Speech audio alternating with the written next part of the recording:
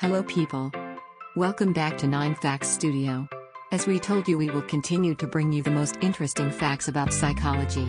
Our staff has a quote that we always use: it's never late to learn something new. So watch the video to the end, and do not forget, in every video about psychology, at the end of the video you will find a question. A question that will help you to work a bit with your brain, and let your answer in the comment. If we have a plan B, our plan A is less likely to work. Every now and then, it hurts to be prepared. In a series of experiments from the University of Pennsylvania, researchers found that when volunteers thought about a backup plan before starting a task, they did worse than those who hadn't thought about a plan B. What's more, when they realized they had options, their motivation for succeeding the first time around dropped. The researchers stressed that thinking ahead is a good idea, but you might be more successful if you keep those plans vague. We care more about a single person than about massive tragedies. In another University of Pennsylvania study, one group learned about a little girl who was starving to death, another learned about millions dying of hunger, and a third learned about both situations. People donated more than twice as much money when hearing about the little girl than when hearing the statistics, and even the group who'd heard her story in the context of the bigger tragedy donated less. Psychologists think that we're wired to help the person in front of us, but when the problem feels too big, we figure our little part isn't doing much. Beginnings and ends are easier to remember than middles. When people are asked to recall items from a list, they're most likely to think of things from the very end, or from the very beginning, found one study published in Frontiers of Human Neuroscience. The middle gets muddled, which could also play into why you remember your boss wrapping up her presentation, but not so much about the middle. It takes 5 positive things to outweigh a single negative thing.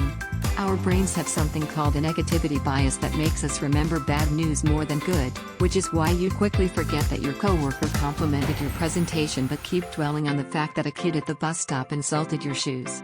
To feel balanced, we need at least a 5-to-1 ration of good to bad in our lives. Food tastes better when someone else makes it. Ever wonder why that sandwich from the takeout place down the street tastes better than the ones you make at home, even if you use the same ingredients? One study published in the journal Science found that when you make yourself a meal, you're around it so long that it feels less exciting by the time you actually dig in, and that, subsequently, decreases your enjoyment. We'd rather know something bad is coming than not know what to expect. Researchers who published their work in the journal Nature have found that it's less stressful to know something negative is about to happen. For example, there's no chance we'll get to a meeting on time, than when we don't know how things will work out. For example, we might be on time after all. That's because the part of our brain that predicts consequences, whether good or bad, is most active when it doesn't know what to expect. If stepping on the gas will help us beat traffic, we'll go through that stress instead of just accepting that we'll have to come up with a decent excuse when, not if, we're late. We always try to return a favor. It's not just good manners. The rule of reciprocity suggests that we're programmed to want to help someone who's helped us. It probably developed because, to keep society working smoothly, people need to help each other out. Stores, and some frenemies, like to use this against you, offering freebies in hopes that you'll spend some cash. Our favorite subject is ourselves. Don't blame your self-absorbed brother for talking about himself, it's just the way his brain is wired. The reward centers of our brains light up more when we're talking about ourselves than when we're talking about other people, according to a Harvard study.